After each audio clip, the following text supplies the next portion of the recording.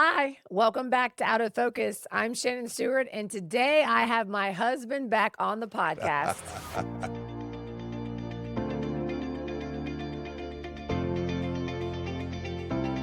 It's so good to be back with you. Are you feeling energized because of the cold plunge? Energize may not be the word I would use to describe my cold plunge. Long showers afterward. We, Long hot showers might be a better. we've done it twice, and it is brutal getting in at It is first, very brutal. but Yeah. it's quite refreshing when you get out.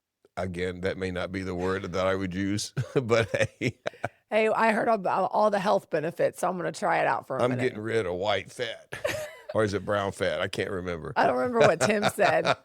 He does say it helps with inflammation, which I believe. So we'll see. So take me back. What were you like as a little boy? Angel. I knew you were going to say that. Well behaved, right? You talked to my mom one day. What did she say about me? You joked around with her and said, "Hey, Mom, I'm your favorite child, right?" And she looked at me like, "I don't know about that." Well, She loved you guys the same. I was pretty good. I guess I was like I'm one of four, two older sisters, a younger brother. I've taken a test one time. It's called Discovering Your Strengths. It's actually a business book, but it will tell you what you're good at naturally just by the way the answers come out. My number one strength, and I think it's followed me all the way through life, is winning others over. And so even as a child, I had a way of, if I would get in trouble, even when I was in high school, I would bring my mom home flowers and things like that. And so I tried to keep the peace there. But the way we were raised growing up, I grew up in a very strict home, Christian home. And it was so strict that you were afraid to be disobedient. A lot of it had to do with the church I grew up in. Very, very, very legalistic church. I remember when I was in high school, I think she was a year older than me, but a girl that was from my church, we went to the same high school, and she got pregnant her senior year of high school. And I'll never forget one Sunday her having to stand up and face the congregation with her parents. And I can still see the look of just embarrassment and shame on their faces. And if you were a kid in that church, you're like, I will never, ever put myself in that situation. And so a lot of my growing up, it was just fear-based. It wasn't so much, I accepted Christ when I was 5, but a lot of our behavior was based on fear, not our love for God. So if you were to get in trouble when you were young, what would it be for? Mine was back talking. I always had to have the last word. I didn't care what it had to do with. I wanted the last word. So I had to learn to have a muzzle on my mouth at times because I would just say whatever came to my head, regardless of if it was hurtful or not. I actually was a pretty good kid. Can you tell me that you skipped school? Well, when I was younger, I was a good kid. So doesn't that... I had a good work ethic. My dad taught me early on. I bet I was 8 or 9 years old when my dad had me cutting the lawn. And by about 10, I had a lawnmower and a can of gas, and I would push it around the neighborhood and get paid to cut people's lawns. And I started to work when I was 14, worked all the way through high school and college. And so for a lot of those ways, didn't date a whole lot. I wasn't much of a challenge. But I will tell you this, in high school. What kind of high school did you go to? Well, it was a public high school. Can you tell about the locker story at some point? Oh, that was middle school. I got stuffed in a locker. Okay, Yeah. go ahead, rewind. How did you get stuffed in a locker? One day I was Coach Dennis. He was our middle school PE coach, and we were out on the field doing something, and he asked me to go get something out of his office. And I remember as I was going down the hallway to his office, I looked through the gym doors where the locker room was, and I was in the 7th grade. Our middle school was 7th, 8th, and 9th. And I saw 2 9th grade boys. I knew them, and they were going through people's clothes and just getting change and stuff. And there had been a problem with that. So when I went back out, I told Coach Dennis I had seen these boys. And, of course, they got called in. They got in trouble. And, well, they saw me when I walked by, so they just knew it was me. And so the next day, and we had lockers that were like a full locker.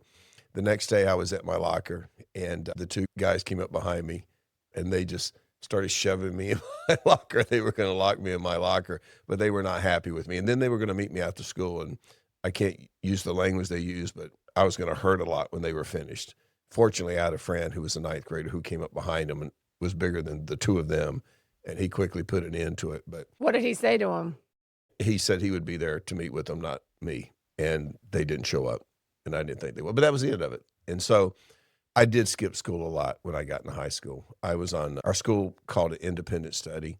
So if you kept a certain GPA, there were certain classes you didn't have to attend. You were supposed to go to the library and do other research, like for biology and things like that. But for example, I went to first lunch and biology was during second lunch, and a lot of my friends were in second lunch. And so when I was supposed to be in the library, I was often out with my friends at lunch. And then I literally got skipping school down to a science. There was a girl that rode to school with me every day. And so even when my mom wrote a legitimate note, like he was sick, I wouldn't use her note. I would make the other girl write it in her handwriting. So it always matched. But I did get caught one time. I wrote that I was not in school on Friday because of my uncle who died in Virginia, had to be at his funeral. And I actually went fishing with some friends. And so That is bad. that's really bad, yeah. But I went to work on Saturday, and I came home during my lunch break, and my dad was, I think, sitting there watching a ball game, and he was very calm. He said, "So, which one of your uncles did you have to go to their funeral yesterday?" And I knew right away I was busted. And he said, "If you want to skip school, you probably shouldn't leave a note in your pocket saying, because what they do, they'd sign it and give it back to you." And so my mom had found it doing the laundry, and I was busted. And so he grounded for 2 weeks. And I do remember saying, because I guess I had a little bit of an attitude, I said, "What are you grounding me from? Going to church, going to school, or going to work?" Because that's really how I felt like I did. But my dad was very effective as a disciplinarian. But that's an occasion where I got my mom flowers, and she quickly forgave me. But like I said, we were kind of scared to get in a lot. We were very, very legalistic.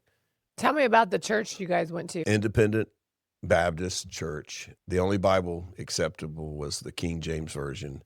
And you just were at church all week. I mean, church was your life. You went to Sunday school. In fact, I was a bus captain when I was in high school. So I would go there about 7 o'clock in the morning, get on a bus, drive around the neighborhood, give kids candy to go to church. Now they'd arrest you for it, but we were doing it in churches back in those days.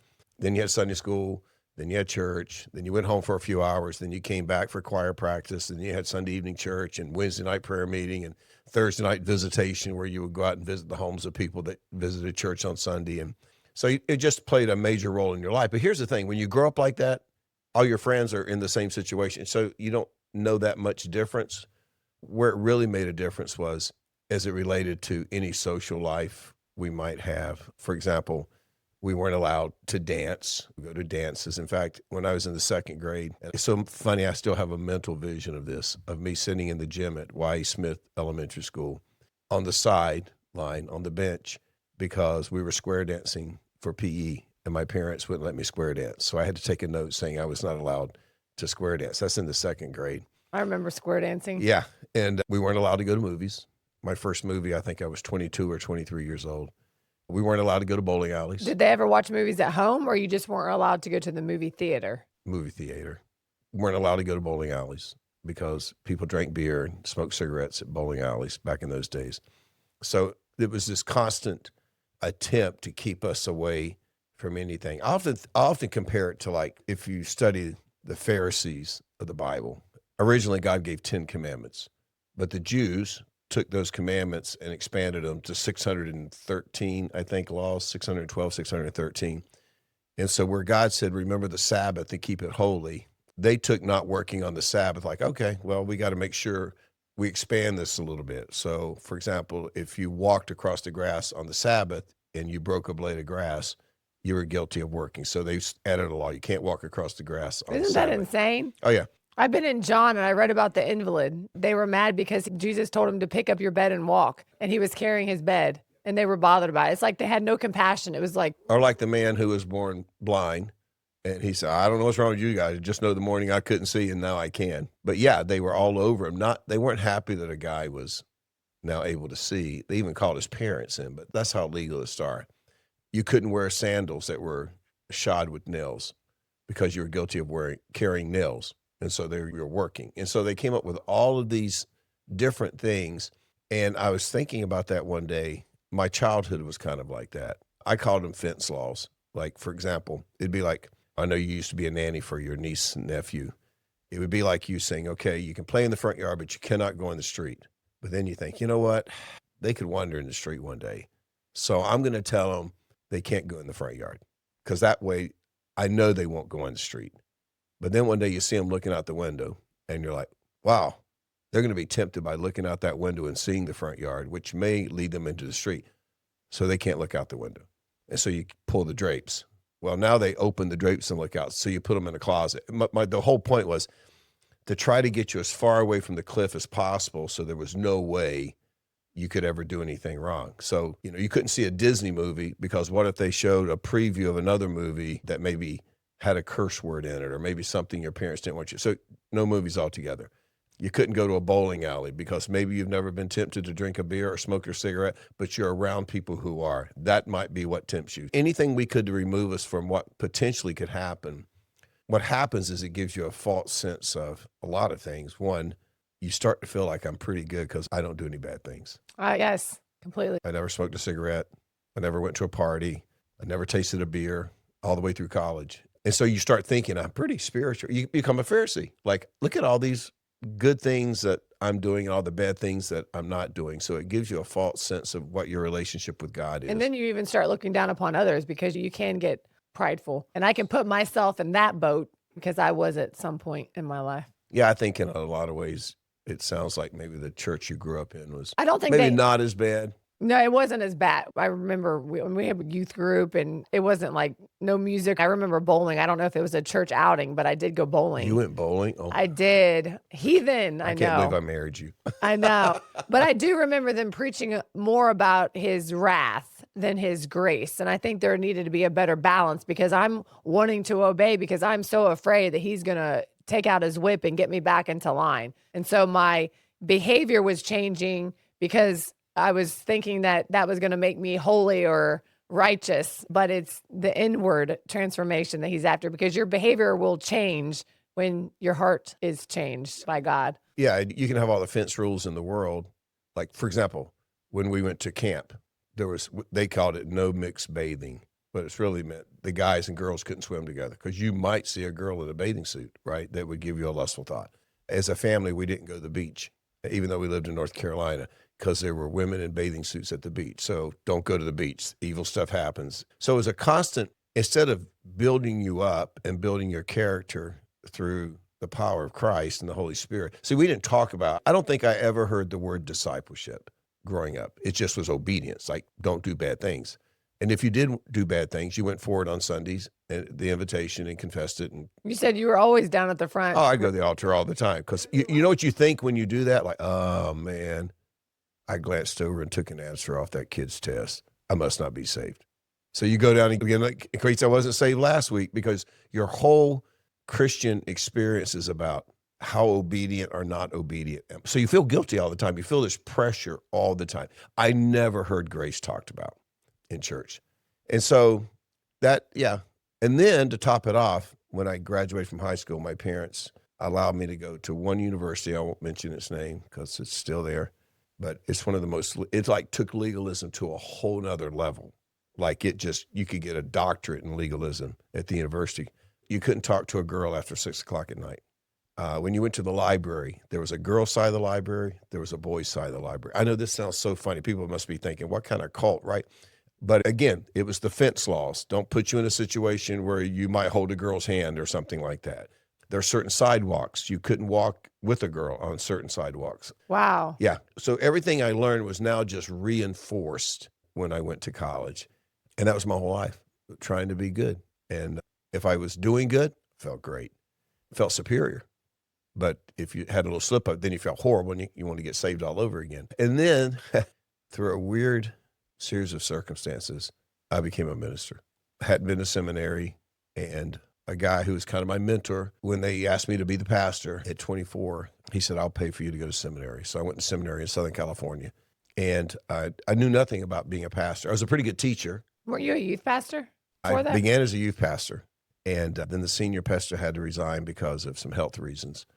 And so they said, well, he wasn't ready to retire financially, so we want to commit to him, which I thought was honorable. But we really can't afford to replace him.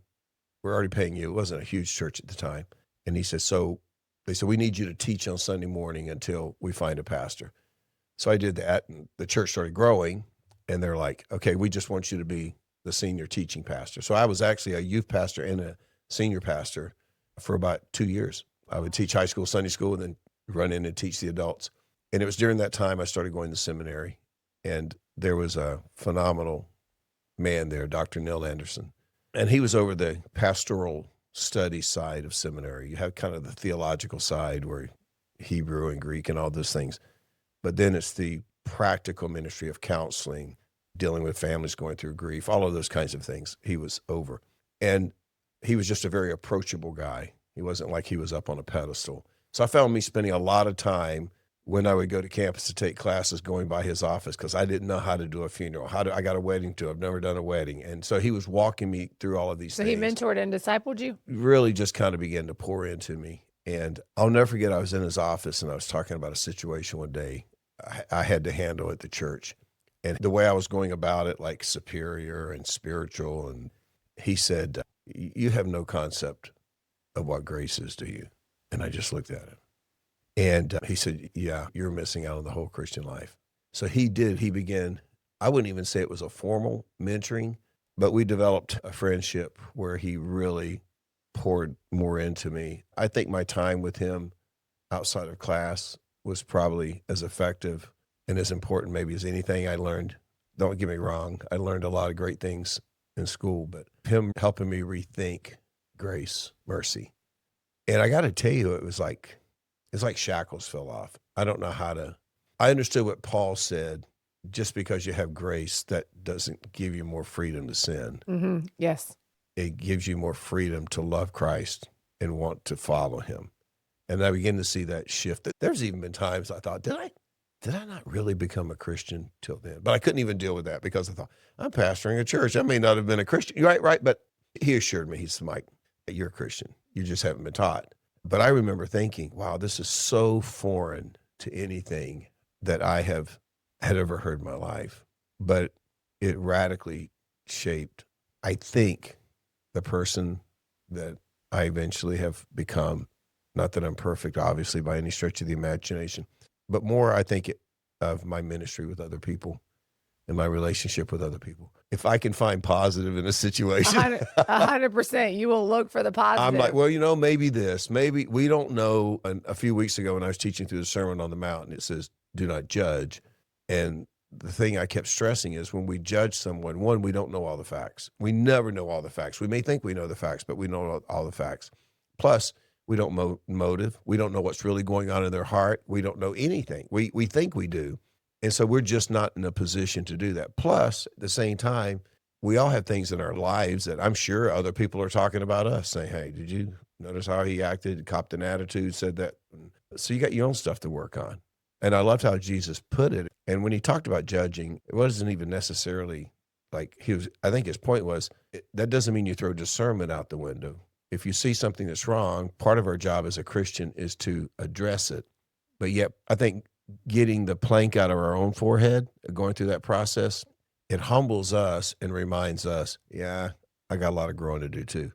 Well, that will totally change your perspective of how you approach someone and help them remove a speck when you realize, I got my own issues. So I'm not coming to you because I'm judging you. I'm coming to you because I love you. And trust me, I've been where you are, and I'm still where you are sometimes. It just changes everything about us when we begin to understand that. I think people that listen to you know that you're the least judgmental person. That's why they love hearing you teach, because you're a very humble person and you don't see how gifted and talented you are, which I love. And you definitely are a man of mercy and grace.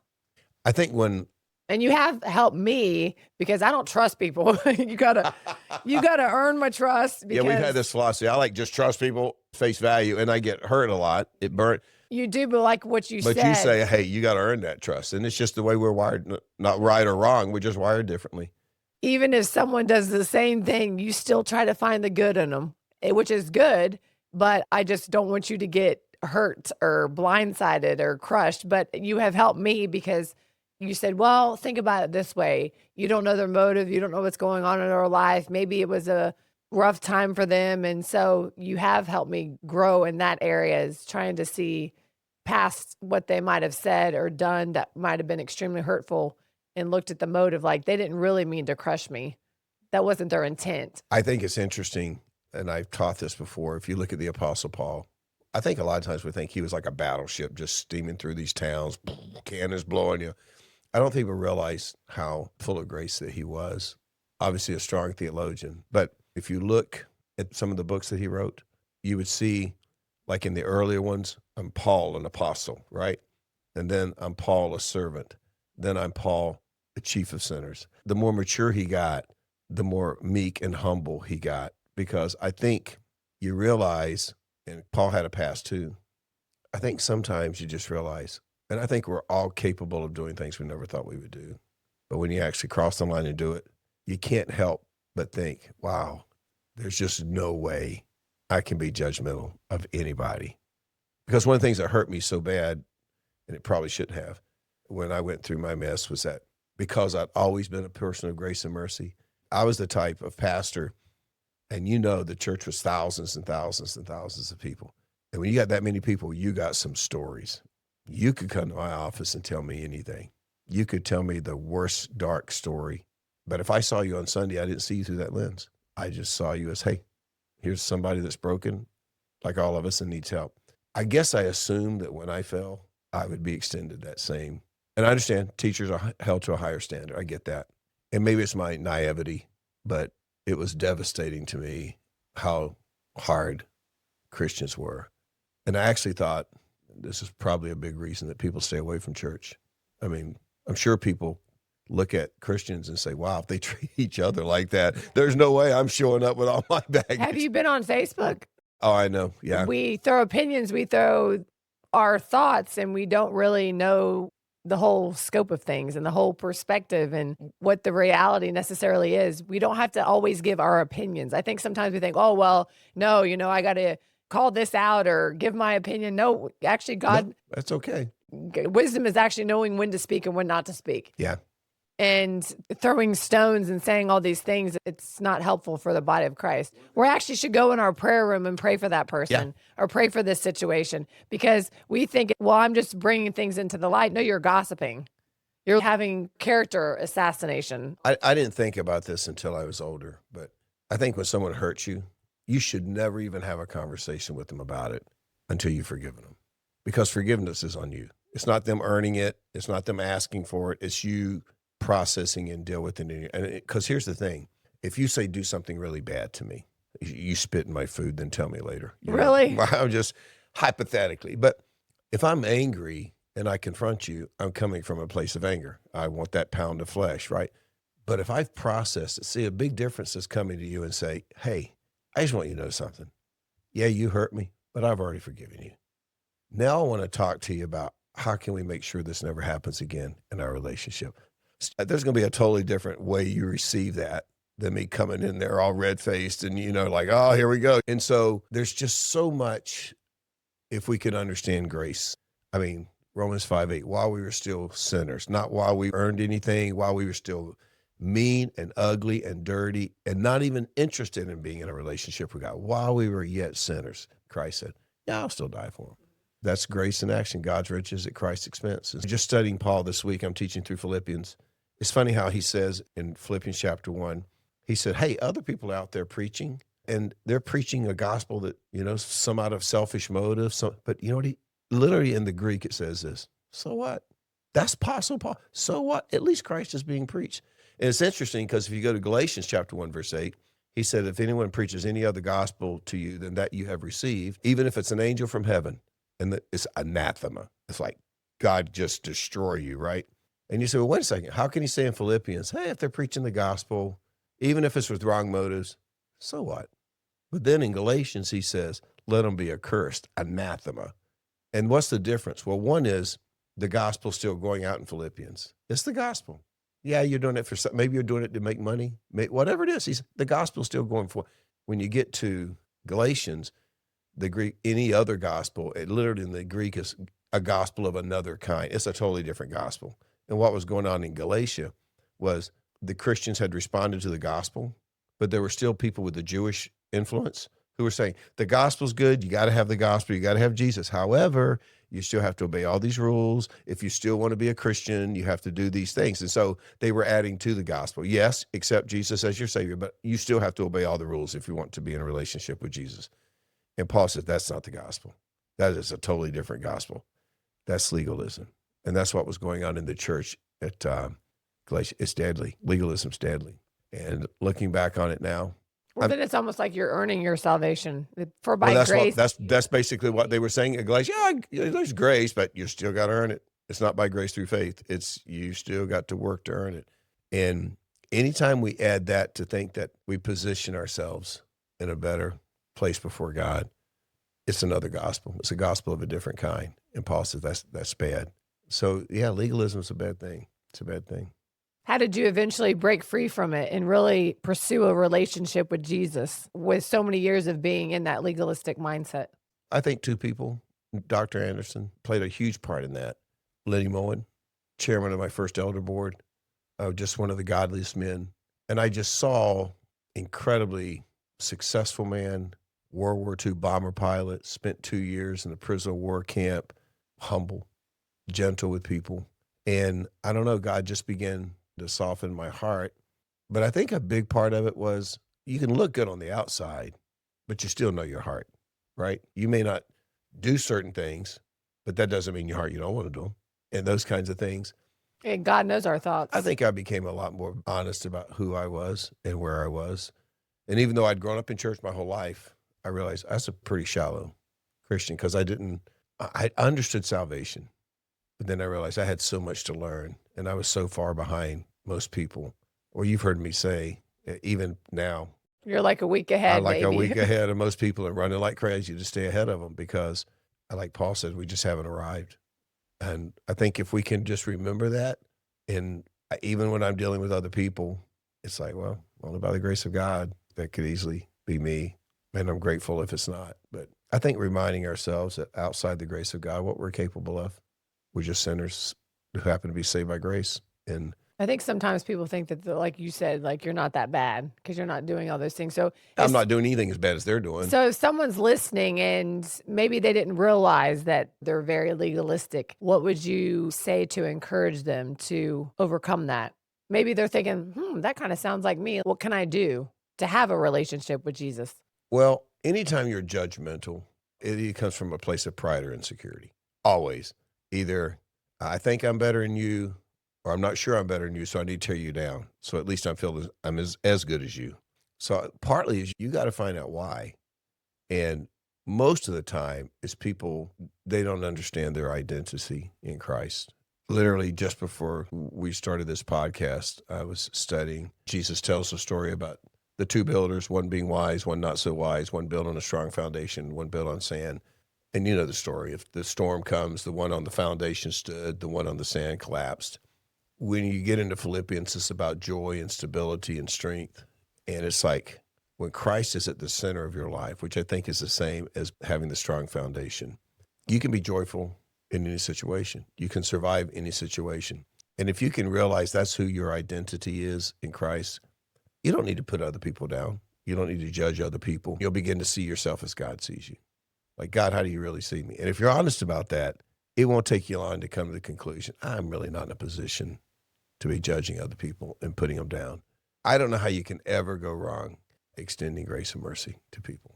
We desperately need it. And you may be disappointed sometimes, and it may not always work out the way you think. I mentioned Lenny Moen, and I've told you the story before, and I won't go all through it, but he reached out to an individual who was desperation, just got out of prison, helped him get set up and all of these things. And for a year, it looked like the hugest success story until one day they ripped him off, him and his wife off, took off with the car they had bought her and all of these different things. And everybody said, well, I hope you learned your lesson. And I'll never forget his response was, well, what I learned is you treat people the way God tells you to treat people. It's up to him how they respond. He was unflappable. He was not like, yeah, I learned my lesson. I'm not doing that again. And his whole point was you can't go wrong extending mercy and grace because you know in your heart you did. I mean, how many times does Jesus say, you want mercy? Show mercy. In the Garden of Eden, Satan wanted Eve to question, did God really say that? He didn't say to Eve, you're worthless, you're a nobody, there's no future for you. But did God really say that? Because that's who her identity was in. The enemy's always wanted us to question who we are, to confuse us. That's why some people travel the world because they got to find themselves. But no country, no city, no person is going to reveal to you who you are, but one person, and his name is Jesus Christ. I love the Constitution, but one of the things that's really wrong with it, it talks about life, liberty, and the pursuit of happiness. And that sounds so good. And we would fight for life and liberty. But the pursuit of happiness, I don't think you can pursue it. I think it's inside. There's nothing outside. There's nothing external that at the end of the day, as much as I love you, you could break my heart. You could let me down. I could let you down. The middle verse of the Bible is, man will fail you, God will not. Just the middle verse of the Bible. And so I think we just have to be reminded that our focus has to be on Christ. And it's that when he's the center of our lives, we'll have a joy regardless of our circumstances, because at the end of the day, we know he's in charge. Philippians 1:6, he who began a good work in you, I'm confident in the fact, Paul said, he's going to complete it. Well, if that's true, and the storm and the sickness and the financial reversal is all part of the journey, I'm not happy about it, but I can find joy knowing, okay, God's at work. That doesn't mean I have to like it, but I can find joy in the confidence that God's working in my life. And that's the foundation that I want my life to be on. Trust me, sometimes you are not going to be happy with what God puts us through because he's after our hearts. Like cold plunges. Yeah. I was talking to my mom today. I was just thinking about all the things that people will have no idea that I went through in my life, because I've had a lot of people say, I wish I had your life. And I just want to say, you have no idea.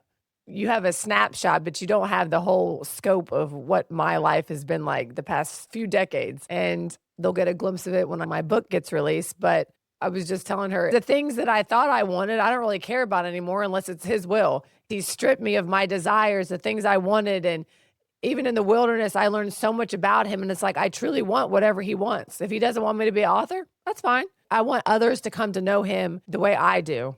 It's not about me being an author anymore. When I was younger, when I was 18, I wanted my name on a book. I thought that would just be so cool. But now I want them to see that he is faithful. And having a relationship with him is worth more than anything they could ever want, possess, dream, anything. He surpasses everything because there is truly no one like him. Well, I can't wait till you finish it. It's a long process. So if someone's listening and maybe they don't have a mentor or someone to disciple them, what kind of practical steps could they take to get that relationship? What can they do? With God, you mean? Yes, not with you, hopefully. You got to spend time with him. I've always known that, but after I went through what I went through, I could see where the cracks really began to show. Even studying for sermons every week took the place of just being in the presence of God, sometimes quiet, sometimes still. I taught that one time about how in the Old Testament, I think it's Ezekiel, that when they went into worship, they would, if they walked in from the west side of the temple, they had to go out the east side. If they walked in the east side, they had to go out the west side. Like, why would they have to do that? And the whole point was, after you've been in the presence of God, you'll leave a different way. Amen. You're going to leave differently than when you came in. Even the wise men, it says after they'd been in the presence of Jesus, by the way, Jesus was 2 by the time the wise men showed up. So that's going to ruin everybody's nativity scene. But it said they went home a different way. And I don't think that's just a play on words. I think they came there looking for who knows what. But after being in the presence, they went home differently. I think without a doubt, find some kind of way, even if it's only 10 minutes, 15 minutes a day. And I'm so proud of you. I can always tell when you're up in the morning because the light's on under the bedroom door. And I know what you're doing. You're in there reading your Bible. And you don't need me to be proud of you, but it makes my heart warm every time I see that. I like you being proud of me. And so you got to figure out a way. I mean, shoot, go to the Be Renewed app. I do a daily digging deeper where it's just a 5 or 10 minute devotional every day where there's a verse, there's a thought, there's some questions to ask yourself, maybe something to pray through. But get in the habit of doing something that draws you into the presence of God every day, but not just for you to ask and talk, but to listen. And I promise you, if you listen, his spirit will begin to communicate with your spirit. He'll begin to point out areas of your life where you need to trust him, you need to grow, you need to change, you need to bring in alignment with his word. Your life will begin to change. And you'll find your confidence in that, not all the business. Because once you get out of the door in the morning, it's chaos. Chaos. So somewhere, even Jesus, there were times he's like, I just got to get along with the Father. If Jesus needed to carve out time to be with the Father, good gracious, we need to. I think the one thing that you can do that's more, accountability is great, but you know what? One thing I learned about accountability, if you don't want to be honest with someone, accountability, that doesn't matter. But when it's just you and God, you're not going to pull the wool over his eyes. He sees you as you are, and he loves you as you are. But he wants you to experience the full joy of being the person he created you to be. What book would you encourage them to start reading first? I would say the Gospel of John. That's what I meant. I love the book of The John. Bible's the most read book in the world, and the Gospel of John's the most read book in the Bible. It's just as a strong portrayal of the gospel. You got Matthew, Mark, and Luke. They're known as the synoptic gospels because they're pretty similar, but John gives us a whole different perspective. He doesn't even begin until Jesus is going public with his ministry. And it really doesn't cover that long. When you get to chapter 13 of John, the last half of the book is just a few days. So you get a glimpse of the Savior. And I would encourage people to look for him when you're reading the Bible. Sometimes I was just trying to remember all the facts, but when you look for him, you'll get to see who he is as a person. And that's what's truly life-changing. He's merciful. He's gracious. He's kind. He's long-suffering. He's compassionate. He's slow to anger, abounding in love. So when people read the Bible, they really need to look for Jesus. I don't care what book of the Bible you're in, look for him. Yo, you'll find him. And I'll say one last thing, and I get no money for this. Watch The Chosen. If you want to get a different perspective of what Jesus was really, they have done a phenomenal job of portraying Jesus and his heart, the heart of Jesus, the kindness of Jesus, just the gracefulness of Jesus. Yeah, the only people he's really tough with were the religious leaders. I know my dad was shocked when he saw the money changers. Oh, yeah. He was like, I don't see him doing that. That's angry Jesus. Yeah.